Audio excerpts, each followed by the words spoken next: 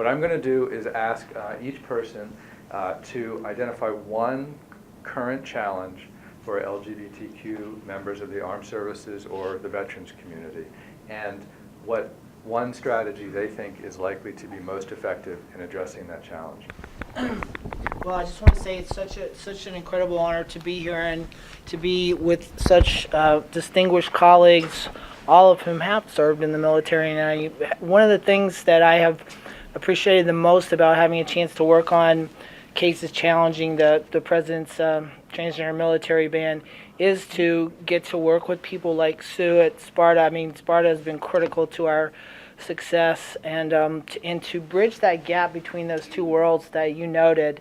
I mean, the military has been such an important employer for LGBT people, and it really looms large in the lives of so many people in our community, and we really haven't given it the attention that it deserves historically. So I feel personally incredibly honored to have an opportunity to work on this issue and to get to know more of the particularly transgender service members and transgender vets. So one problem, obviously, that's facing transgender folks right now is that the president has, out of the blue and very abruptly, reimposed a ban on transgender service members. I've learned quite a bit about the process, and Sue at Sparta was very involved in it and knows all about it. But there was a remarkable process under the prior administration that is just like something literally out of a textbook of how anybody would want military policy to be made. It was so thorough, it was so careful, it was so thoughtful. It involved senior military leadership, consulting with every relevant type of expert you could imagine: medical experts, health insurance experts, employment experts, military readiness experts, you name it. This process went on for a year, and this was from 2015 to 2016 under Secretary Carter, who was the Secretary of Defense at the time, studying the issue of whether transgender people serving openly in the military would pose any kind of issues or problems for the military. This was looked at in enormous depth, including a very detailed analysis by the RAND Institute, which is the military's go-to think tank, and the conclusion was that there's not only is there no reason to keep transgender people out of the military, but that including them would actually strengthen the military's readiness and effectiveness. The process of implementing that was going great. Everything was, very smooth. And then President Trump did what I'm sure you all noted when it happened on August 25th, and he tweeted before that. Then officially on August 25th said that he was going to reinstitute a ban on transgender people serving in the military. So long story short, there has been an enormous amount of litigation challenging that ban. 4 separate federal cases have been filed. The first was filed in D.C., then one in Baltimore, one in Seattle, one in Riverside, California, making the case to the courts that there's no legitimate basis for the president's decision. And we now have 4 very powerful federal court decisions enjoining the ban and prohibiting the ban from taking effect. The Department of Justice asked 2 federal appellate courts, the D.C. Circuit and the 4th Circuit, to stay those decisions, and they were denied. The 4th Circuit, without an opinion, denied it, and the D.C. Circuit, in a very powerful opinion that went out of its way to note the courage and dedication of transgender service members in very eloquent language, denied the stay. At that point, Department of Justice has said they're not going to seek a stay from the U.S. Supreme Court. They were not going to even appeal any of the 4 preliminary injunctions, but they are continuing to defend the ban in district court. So I guess the sort of message I want to leave with you all about what's happening right now with the transgender military ban is we've had enormous success initially in the courts, and that looks very good. I'm feeling very confident that we'll get good final decisions, hopefully from all 4 of those courts, and that those decisions would be upheld on appeal if the military decides to appeal them. But we're not out of the woods yet. There's still a lot of uncertainty. Secretary Mattis is revisiting this issue right now. There's some kind of new review or study process going on, and we're really not quite sure what's going to happen next. But Secretary Mattis is required by the President's August 25th directive to report back to the President by February 21st as to whether he's going to recommend that the ban not be reinstated, or whether he may, we don't know what he's going to recommend. So we're not out of the woods yet. Although, so the message I want to sort of convey to you all is that I am very optimistic about continued success in the litigation, but we really need folks to stay focused on this issue, because there is still a good bit of uncertainty, and it is also possible that Congress could step in here, and even if we continue to be successful in the courts, that congressional action could, they could, at the worst end of the spectrum, reinstate the ban themselves, or take other negative steps like denying health care to transgender service members. So, we're not quite, this is an issue that continues to be something we all need to pay very close attention to. I think for me, one of the big issues that's going to be coming up that we've been working on for a long time, so I welcome it for other solutions, open the table, but is the issue of health care. Just working back in time a little bit before Trump's tweets, there was the National Defense Authorization Act was up for a vote. It's an annual bill that goes up, and the representative from Missouri named Vicky Hartzler, tried to push forward a bill that would prohibit care for military folks in the trans folks in the military. And it was defeated, but it created a firestorm, and I think that's part of what fueled Trump to do what he did. And after the tweets were issued, one of the big issues that kept coming up was this idea of medicalizing transgender people. In other words, where this it's going to be this enormous drag on cost, and it's transgender people are the equivalent of, they can't serve because they're going to have the surgery or the surgery. It's just like the two are equated somehow. So I feel like. Not to go long, but that there needs to be a lot of work on shifting. This isn't just in the military, obviously. This is, we have a challenge to the VA's exclusion of surgical care, but this is a problem that we have outside in the civilian area too. Is just a lot of animus directed towards trans healthcare. Like, for example, even though, and this is our, and when we talk about this, we try to shift the conversation and say, look, every reputable medical healthcare organization in the country, including the American Medical Association, has looked at the question of whether this is a medical necessity, and they found that it is. It's the American Psychiatric Association, the American Psychological Association, you name it. So it's not a question of whether it's medically necessary to treat gender dysphoria. It is. But a question that gets lost in the challenge to the ban has actually helped a little bit is the issue of cost, because I feel like there is this narrative that this is going to break the bank. This is going to be some enormous drag on cost. But the reality is that wherever trans healthcare has been covered, it's been less than 0.1% of the healthcare cost. In fact, in this case, the cost for covering folks from the military that came out of the study that the RAND Corporation did leading up to the removal of the ban found that it was, that the military. The metaphor we used was that the military spends 10 times more on Viagra than they would covering trans health care. So, so it's helping to raise awareness around the issue of cost. I mean, that's not why we should be covering the care. We should be covering the care because it's medically necessary, and we should not be offering unequal benefits to our service members. And that's the other issue too, is that there's this concept out there that trans care is something different and weird than the care that we get. But it isn't. We all get hormone replacement therapy, and a lot of transgender surgical care is covered for non-transgender people for different reasons than gender dysphoria. And we're not asking for healthcare plans to offer a special care for just us. We're just saying don't deny it to us because of who we are. So it's that, so those are the pieces of the conversation, and I don't think there's a magic bullet, but I'm always welcome to hear people's input, so maybe we can hit that in the conversation later, and I'll stop there. Great, thanks.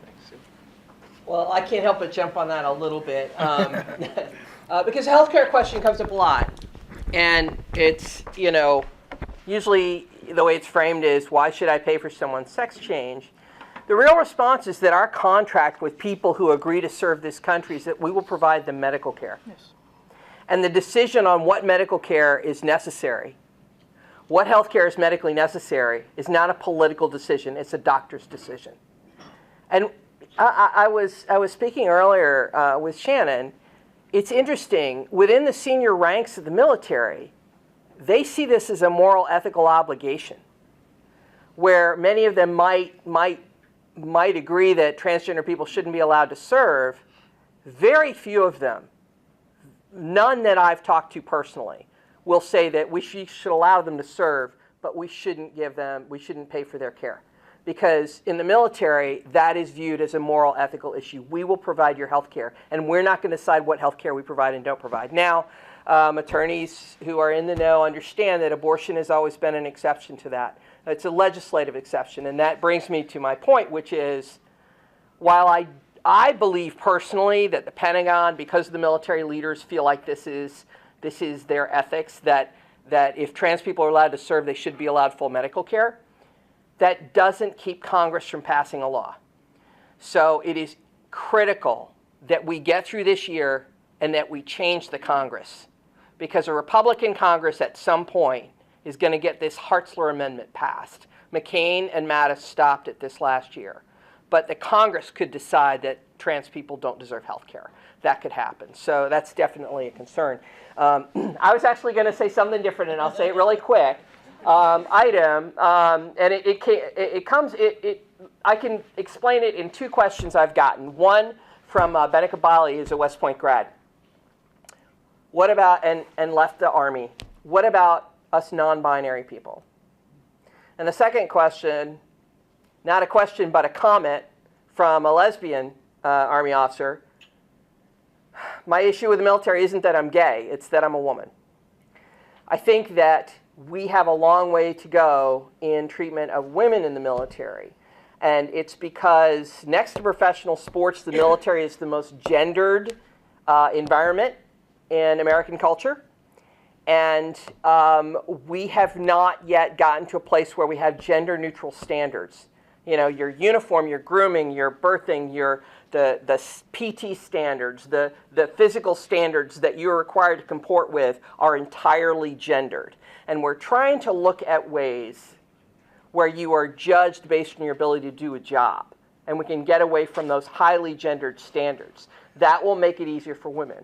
The other thing that will make it easier is addressing the toxic masculine culture that I would say there's right now a battle for the soul of the military that's been going on for a good long time. And that is between the macho bully, weakness is to be driven out and destroyed, even among our own teammates, and the values-based honor and integrity, one team, one fight.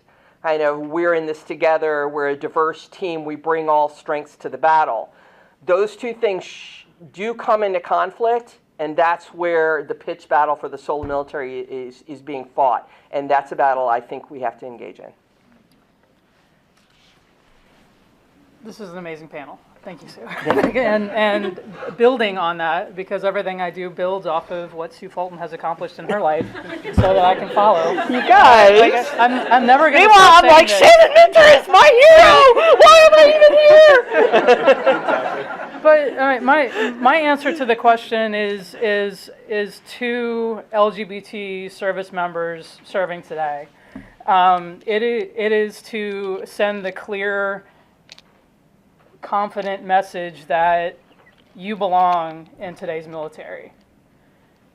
And it seems like a very simple answer, but it's something that, it's, as Sue illustrated, is so much, as we have so much awareness of. There are currents of military culture that are telling our LGBT service members otherwise, and telling women otherwise, that somehow difference weakens our military, when the exact opposite is true. America needs our most talented, our most dedicated, our most patriotic, our best problem solvers, our best talent in America to protect our nation. It is a scary world out there. And we need our best and brightest. And many of those are women, they are LGBTQ, they are immigrants, they are all of us. And of my 23 years in the military, reserve, active, National Guard, reserve after that again, in my 23-year career, 17 of those years were under Don't Ask, Don't Tell. And I heard the message a lot that I didn't belong. And the message that I needed to hear from leadership, from peers, from my family, from everybody who I could hear, the message I needed was to know that I belonged. And so my message to anyone thinking about joining, anybody who is currently in, is stand your ground. Stand your ground, because the United States military is just as much yours as it is anybody else's, just like America is just as much yours as anybody else's. And the power of being an LGBTQ member of today's military is that you can be the story that changes minds, that changes organizational culture, and that changes America for all of us. We're leaders. We're leaders. You're a leader at every rank of the military, and you're an example. And when you put on, America's military uniform, like you're representing America. And I think that's something that, even though it was hard for me during those 17 years of Don't Ask, Don't Tell, it was also a way for me to build my own personal identity as being much more than being lesbian. Because family or peers or colleagues otherwise want me to only be the gay person, but I am so much more than that. We all are so much more than that, and the military uniform has been a way for me to define myself by what I can do, by my leadership, by what I can bring, by my ideas, because I wear the same uniform as everybody else, and so it's really. The challenge and the opportunity is that power of standing your ground. And I'm also an optimist, because after 17 years of Don't Ask, Don't Tell, it was rescinded. And not because of some magical force, but because of people sitting at this table, people sitting in this room, a lot of other people who had my back when I needed it. And so, when the conversation started again about potentially rescinding, opportunities for transgender troops, it was my time to stand up, because we all need to send the message: transgender service members matter, and they belong just as much as all of us belong. Yep. Wow. All right. Kind of focusing on the question of what is to be done. And I heard a number of different strategies. I heard litigation, I heard narrative and storytelling, I heard you didn't use the terms, but working on the inside. You can talk to senior military leadership. They won't talk to me. But you're in a place where you can be in conversations at the highest levels of the military. So of these strategies that I've named, would you say, from your own perspective, that one of those or any other strategy, what should it be? This is a great question, and I think this question, what can I do, has become more urgent over time. And I want to go back to Don't Ask, Don't Tell, because I got engaged in Don't Ask, Don't Tell from Nights Out, and we were a scrappy little group that none of us were professional activists. We did not know that we were going against what Big Gay had decided was and I use gay intentionally, had decided were the priorities. That Don't Ask, Don't Tell wasn't supposed to come till the second term. That during the first term they were going to do ENDA and the Matthew Shepard Act and marriage equality, and then the rest of it would wait, right? But nobody told us. Okay, so what? And then there was tremendous interest in it. But so what happened was you had You had research groups like the Palm Center that were constantly providing new information. You had scrappy direct action groups like Get Equal, formed mostly, out of the Don't Ask, Don't Tell impetus. You also had, HRC and some of the inside groups. You had SLD and, Nights Out. We weren't a direct action group, but we were doing a lot of other media stuff that wasn't being done by others. Log Cabin Republicans sued. And everybody's like, don't waste your time in court. Now understand, everybody was mad at everybody else and kept saying, we need to all get together and come up with a strategy. We have to all get together and agree on the strategy. And Get Equal's like, screw you, we're chaining ourselves to the White House fence. And HRC's like, oh my God, you can't do that. We're going to work inside with the congressional staffers. And Log Cabin's like, we're going to go to the courts. We're like, that's a waste of time. Palm Center says, we need to go this way. And everybody's like, don't listen to Palm Center. They're in California. They have no idea what they're talking about. We're going to work with the Pentagon because we believe they're going to do the right thing. Everybody's like, oh, that's crazy. So here's the point, though. At some given point, each and every one of those strategies was absolutely critical.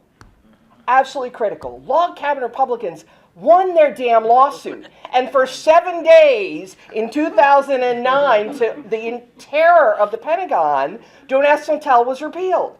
And then they got it back, right? But meanwhile, they're like, what do we do with these people who came out? This is weird. Yeah. So, and right up at the direct action, at some point, the media got bored with the issue, and it took somebody chaining themselves to the White House fence to bring it back into focus and bring it back on board. And at the end of the discussion, people don't remember this, they were going to get Don't Ask, Don't Tell repealed with the NDAA, with the defense authorization. And it lost. It lost. It got voted down. We had lost that battle. And a group of veterans who were on the Hill got together with HRC and spent 48 hours without rest calling every staffer on the Hill to get a standalone Don't Ask, Don't Tell repeal bill to make it happen. My point being, find your lane, because all of those tactics, everything that can be done, I believe might be important. It wasn't Don't Ask, Don't Tell. The lesson I learned from Don't Ask, Don't Tell was exactly opposite of what everybody had always told me of how you make change happen, how you all sit in a room and sing Kumbaya and do one thing. And that is not how it worked. I think you have to figure out, my point of view, this is Sue's point of view from what she learned from one battle, okay? Because I'm a late in life activist. But what I learned was, do what's in front of you. I can get into Mark Milley's office, the Chief of Staff of the Army. He will talk to me. He will fight with me. I will fight with him. Not everybody can do that. I can't do that on immigration. Nobody cares what I feel passionately about immigration. Nobody cares what I think. But I can do that. And I'm going to do that as long as I can make change. There is probably something you can do. And it may be working for, to get a Long Island congressional seat flipped. It may be, how do we help continue this battle in the courts to ensure that transgender health care is healthcare, is treated as healthcare, is a human right. So I think everybody may have an idea of here's one thing you should do, but I am passionate about there are things that you have both the talent and the desire to do. Do them. Don't sit there and try to figure out whether it's going to help or what good it's going to do. If you have the talent and the desire to do it, do it. So if someone says, look, I'm willing to do any of these things. I'm willing to do all the different activities you just described, but I can't do them all tomorrow. So which one should I do tomorrow? So Sasha, what would you say? Yeah, well, it depends on, your skill set to some degree, and your capacity, So, I mean, one thing is that, as Sue already touched on, these things move quick in Congress. And I know it doesn't seem like it's going to make a big effect to call your legislator, your congressperson, but it does. These, I've been doing this for 6-8 months, and I work with these offices every day, and it really does matter. When they hear from people, they track the calls, and if no one's calling about transgender issues, and they only have the ear of people that are opposing our interest, it harms us. So that's one thing, that's a concrete thing that doesn't take a lot of time. So if you really care about the issue, it goes a long way, because it's just, there aren't that many of us, to be honest. We're a very small population, so our allies are really important. So if you have the capacity at all, I know we're in New York, we're not in, a red state, but it still matters, that these legislators hear from you, because, they'll be pressured by their colleagues. So, and it also inspires them to take more leadership on the issue. Another thing that's a little more concrete, I know there's a lot of lawyers in here, we challenge the VA. The VA has this weird exclusion that we challenged, where they offer hormones to transgender veterans, and they'll offer post-surgical care, but they won't offer surgical care. Somehow the medical necessity drops off when it comes to surgery for some reason. It's completely irrational, but when we started to look at litigation strategies, we weighed, well, should we, take on an individual plaintiff and work our way through the veterans process, which if any of you have done, takes a long time, and we decided to go a different route and file an APA challenge. So if you have the capacity and the interest, representing an individual transgender veteran who has been denied surgical care would be something to take on if you're interested. So that's just two concrete things.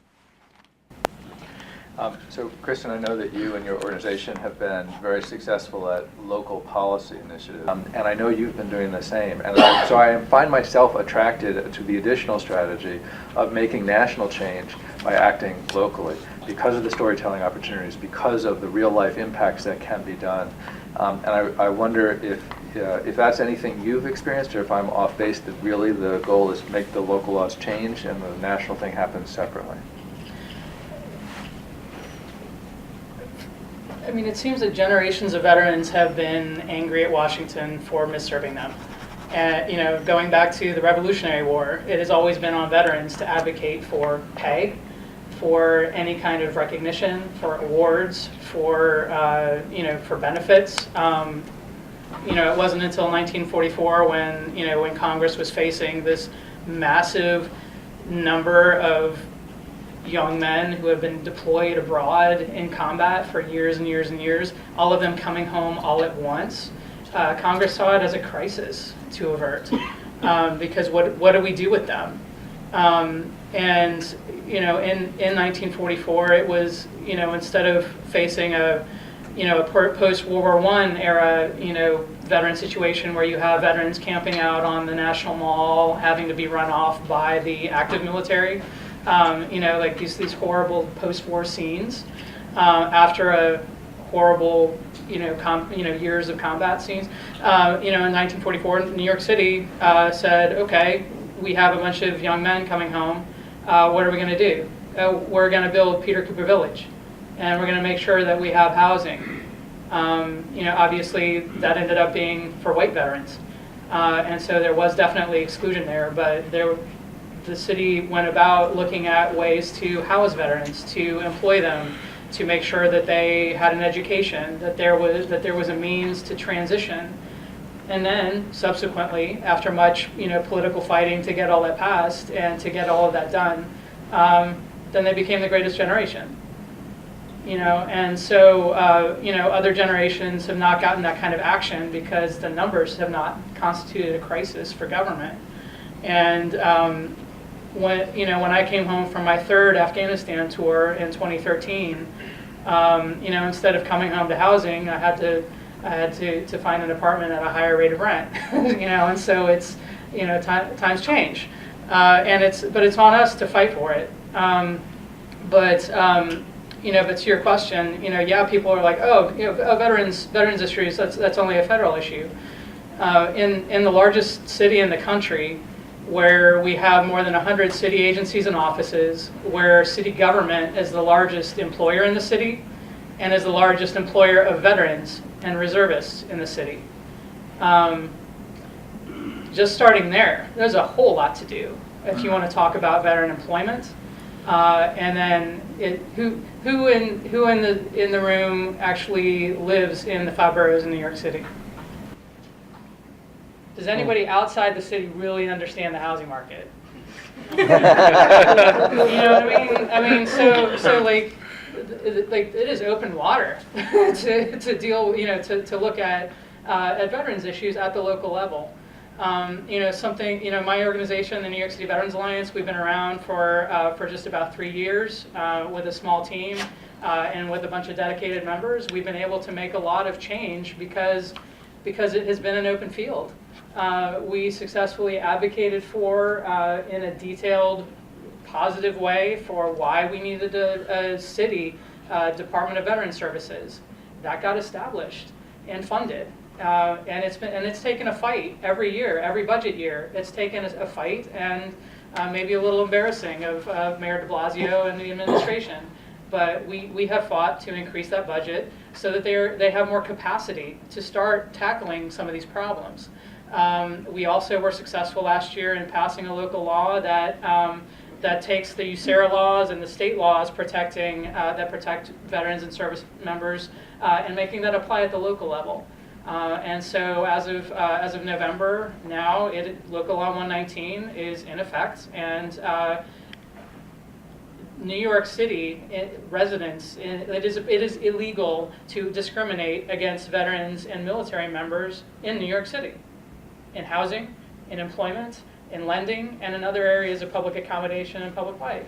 Like, that is now illegal in the city, and so you can file a lawsuit in the city. And the city is on the hook for enforcing that.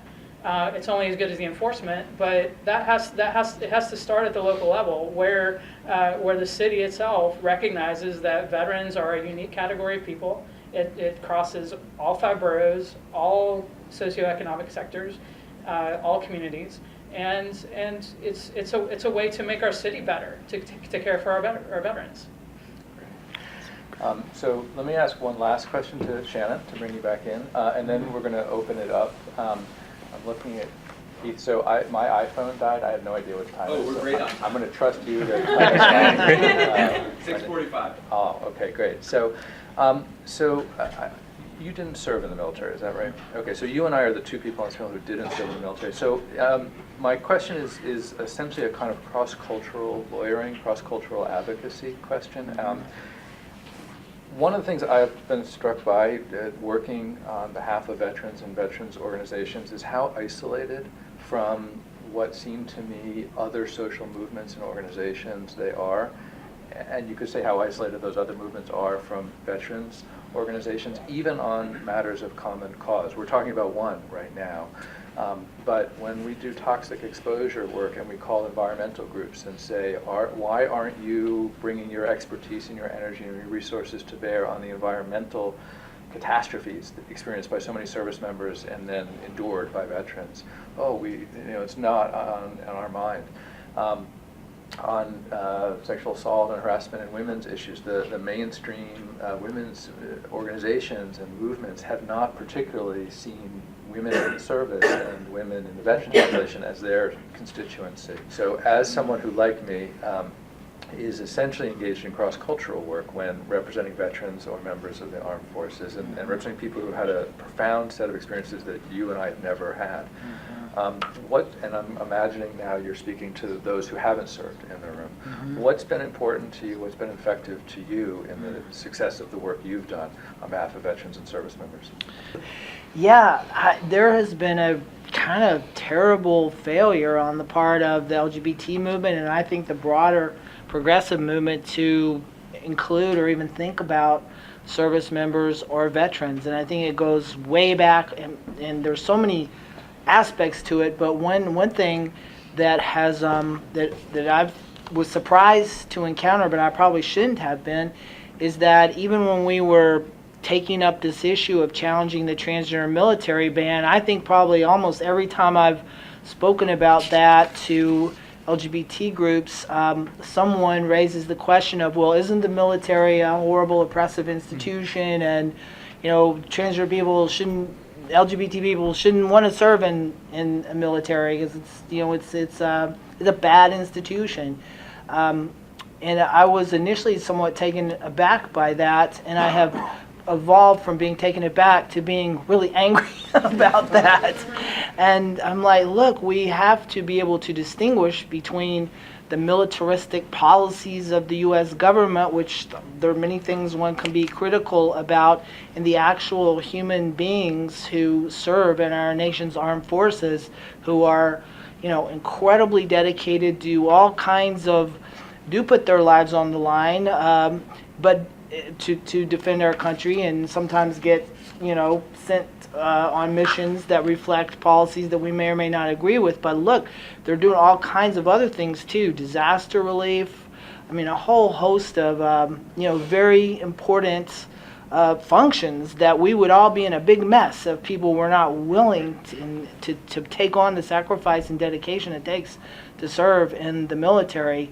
And I have just gained such a profound respect for people who are willing to take that on. It is not an easy job, and it does take an enormous amount of sacrifice and discipline.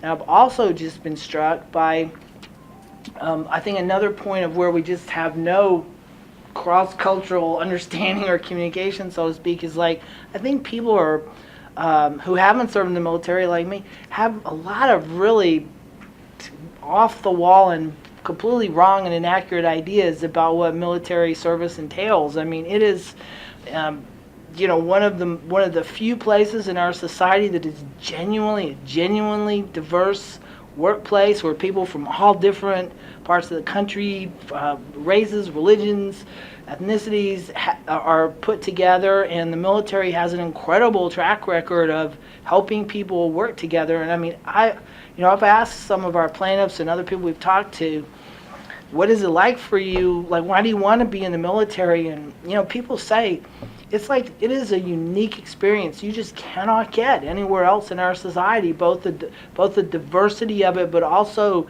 people working together for a shared purpose. And people really do, have each other's backs, and there's a kind of solidarity and experience of, I guess solidarity is the right word, and just joint commitment to a shared mission that most of us do not ever get to experience. And I think when people get a taste of that, it's so rewarding, and also gives people opportunities for leadership. Somebody told me everybody in the military has an opportunity to be a leader. That's part of the whole experience. And there's people who would in no other context ever be given that opportunity, and you can have that opportunity in the military. It is one of the most important, socially important, democratically important institutions in our country.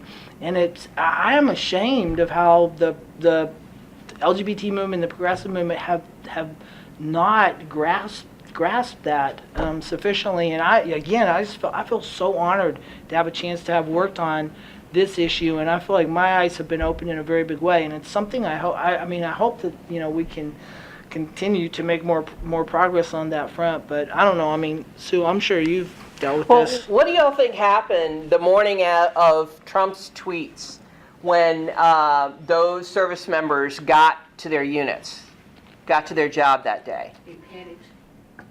What? Right. Let me tell you.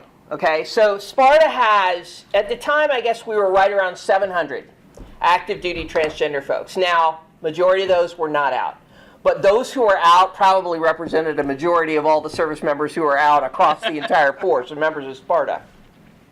Here's what happened to their surprise, because we checked in. Are you okay? Okay. The first thing that happened, I got there, and people started coming up to me and saying, "Are you okay? Are you okay? We've got you."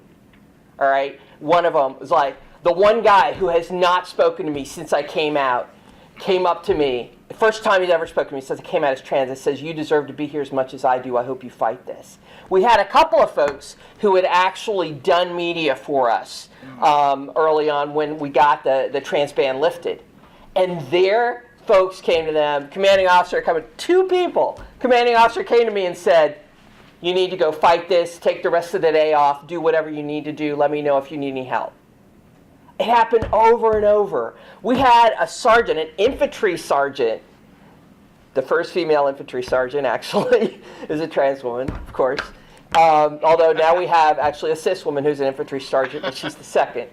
So her CO actually wrote a letter to the commanding officer saying, "She's the best NCO I have. If she goes, I go." I mean, we were blown away. And I know that you guys probably saw kind of, it wasn't overt because this was coming from the commander-in-chief, but you certainly saw resistance from the senior military officers. That's what Shannon's talking about. People are like, we've got your back. So you're absolutely right, and that's what everybody, we're like, oh my God, everybody's going to lose it, right? They're going to panic, they're going to freak out. But what happened, yeah, they had their own personal feelings, but everybody around them was like, you know, you're with it. And they had only, I mean, the ban had been lifted less than 12 months prior to those tweets.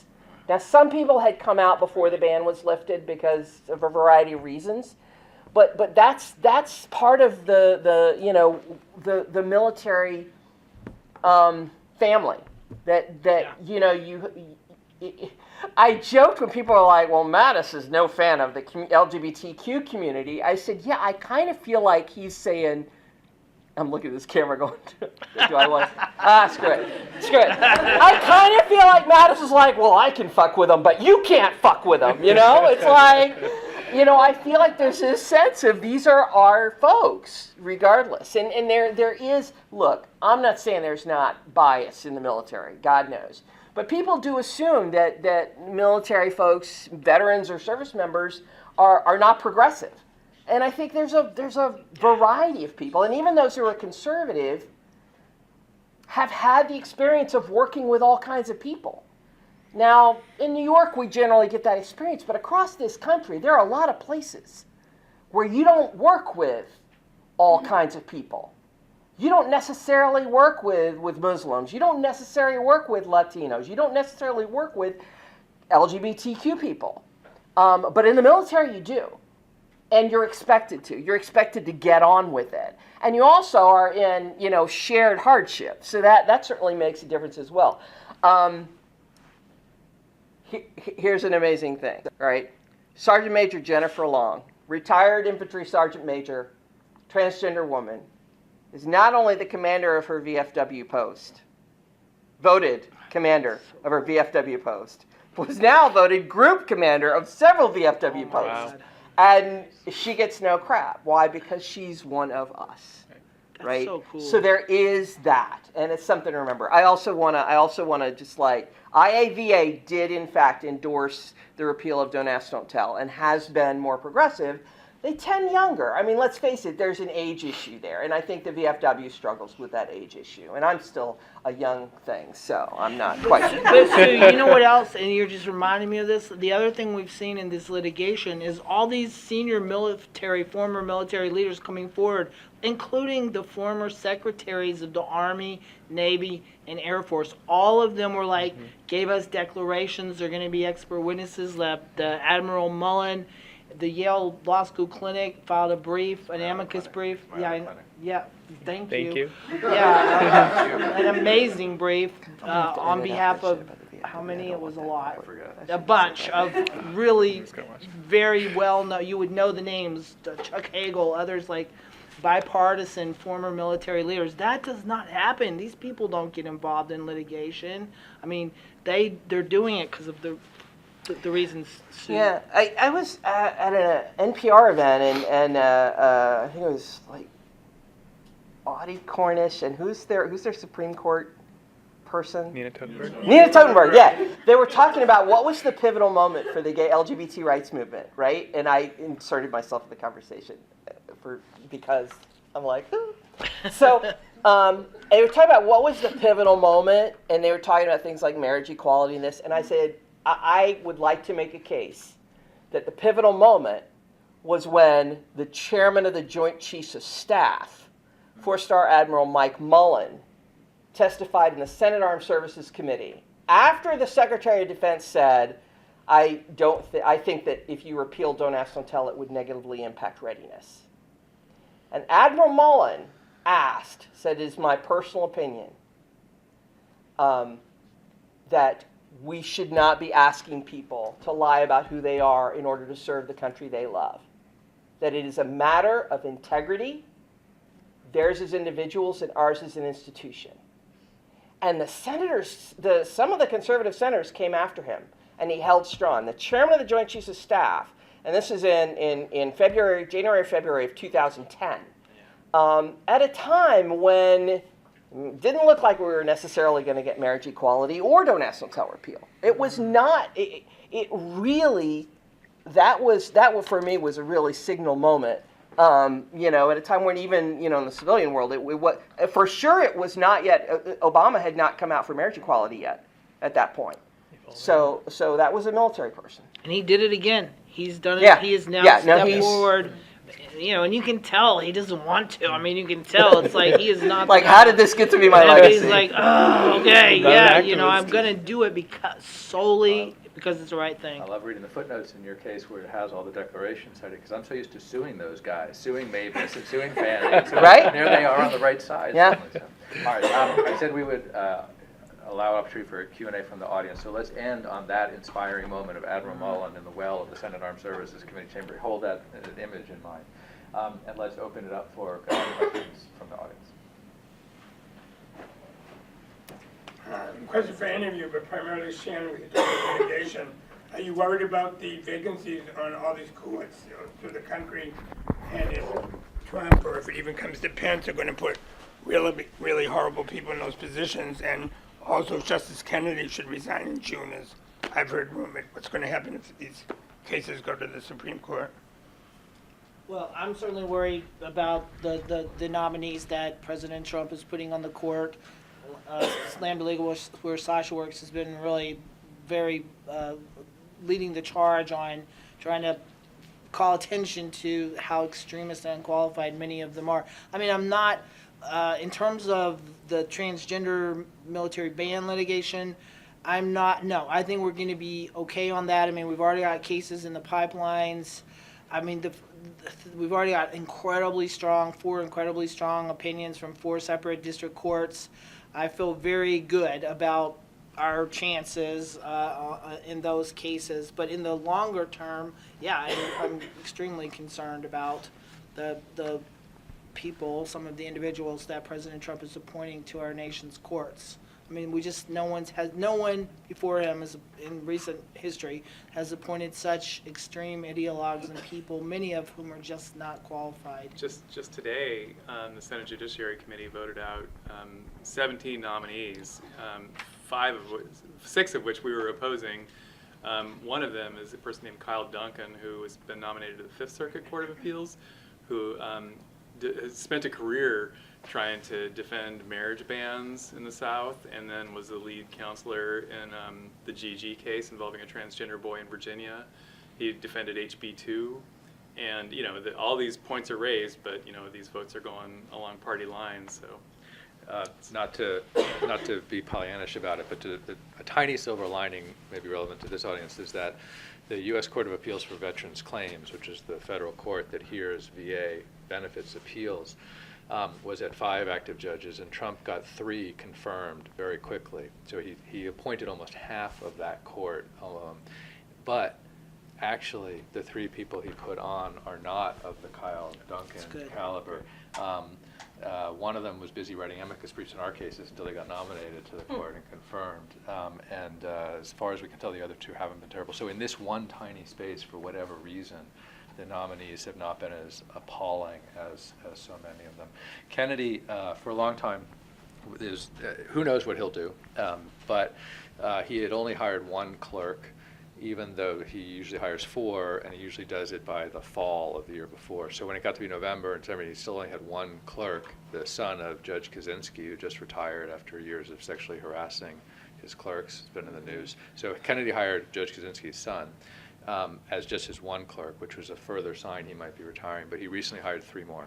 So he's now got a full complement of 4. Now that doesn't mean he's a justice of the Supreme Court. He can do whatever he wants. He could still retire. But that's a sign that he may intend to serve at least 1 more year, which brings us back to Sue's point about flipping the Congress and the Senate. That's critical. Yeah. If Congress were to pass a transgender ban by law, wouldn't there be a really strong 14th Amendment challenge to that? Yes. Okay. Yes, I mean, that would effectively be doing just what 4 courts said President Trump could not do. So I am very confident if Congress passed a law that essentially reiterates the ban that's just been enjoined by multiple federal courts that we can guarantee we'd be right back in there challenging that measure. So yeah, I mean, yes, I feel pretty good about our chances on that front. But what about like denying the Hartzler Amendment, like denying medical care? They could do that's a tougher case, Yeah, right? thank you, Sue. Yeah, I mean, the landscape that we're facing is a complex one because they can do something like just the equivalent of the Hartzler Amendment, saying, well, we're not going to pay for transition-related surgeries, or they could tinker with the policy in some way designed to make it more difficult to challenge. So, that's why I really want to stress we're not out of the woods on this yet. That would be more difficult. I mean, I think in my view that would clearly be unconstitutional to single out one group of service members and say we're going to deny them and only them medically necessary care. But that would be a different case than the one that we've prevailed on. Exactly. Yeah. Take the abortion cases.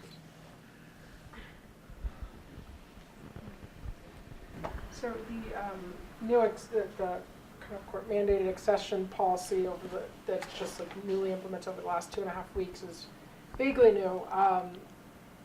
I had previously kind of wanted to join the reserves, and I started looking into it last year because I thought the policy was going to expire July 1st, and it was something I was potentially looking into.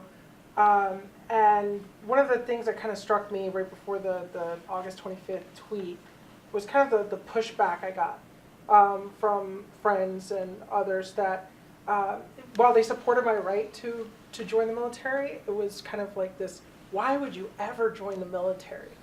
And, and I think there's this tremendous support for veterans and serving members and to support their right to join the military and be in the military, but in terms of like kind of on a social one-to-one basis, I feel like there's just kind of this resistance of like, why do you want to serve? And, and I think that's such an intensely personal thing. Like, you want to serve your country, you want to give back to the country that's giving you so much. And I guess what I'm trying to ask is like, what do you think are the barriers kind of in the LGBTQ community that kind of can serve as barriers for the next generation that can openly join the military from joining the military?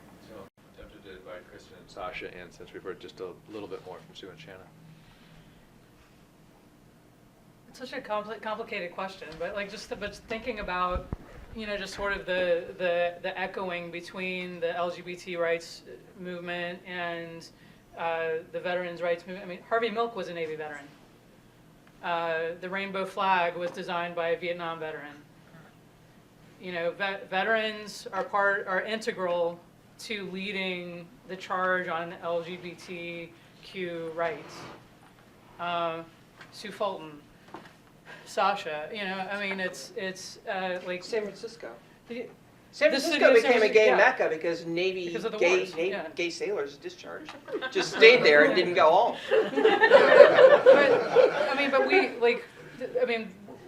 Veterans are part of the gay community, and the gay community are part of the veterans community, and to be more visible and present with that and embracing it. And the military isn't for everybody, for sure.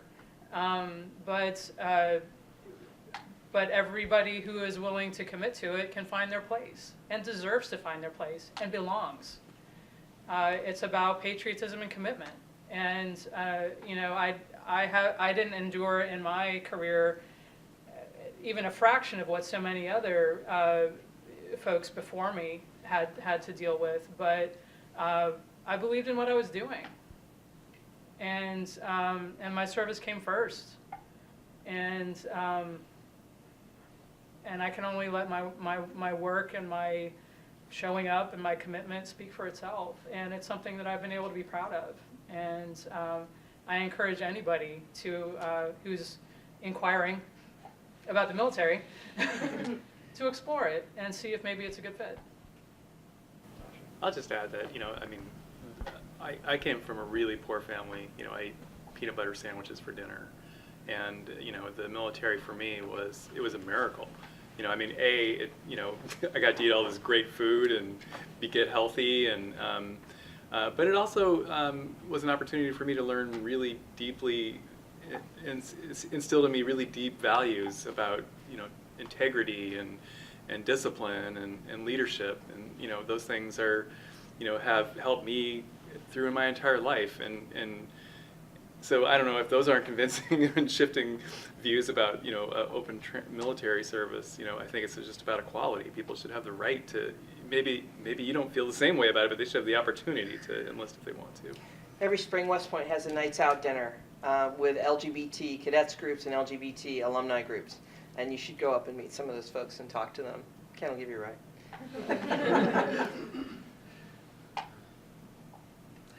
Okay, I think with that, we'll say thank you so much for being here. Thank you.